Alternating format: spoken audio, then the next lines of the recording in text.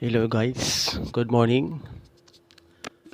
Today's video, ako'y magpapasalamat lang at marami akong natutunan sa ating mga kapwa vlogger at lalong-lalo na dun sa matatagal na. May natutunan ako sa kanila sa pagbablog, sa mga bawal na gawain, lalo na pag naka-live ka. Una kong natutunan ay yung pag nag-live ka, bawal kang maghubad. Get some help. Pangalawa ay yung makikipag-engage ka sa ating kapwa creator na ang i-comment mo is follow back. Yung pala ay bawal. Kung dahil ako'y baguhan lamang, pinag-aaralan ko, pinanonood ko sa mga tutorial yung pag-follow at saka para hindi ma-restricted ni Meta.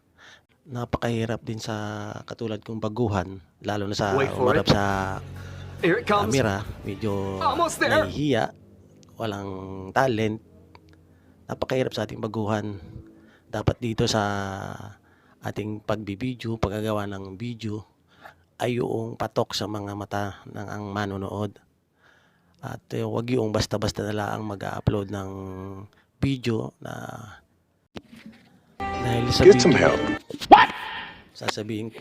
masasabi ko lang sa kapag paguhan,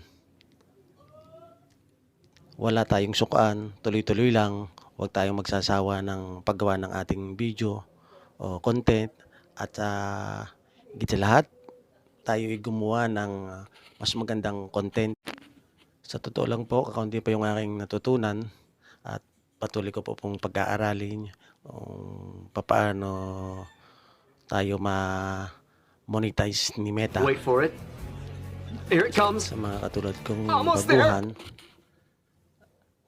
inihimo ko po kayo na tayo po ay magyakapan para sa ika-go-grow ng ating mga channel o page.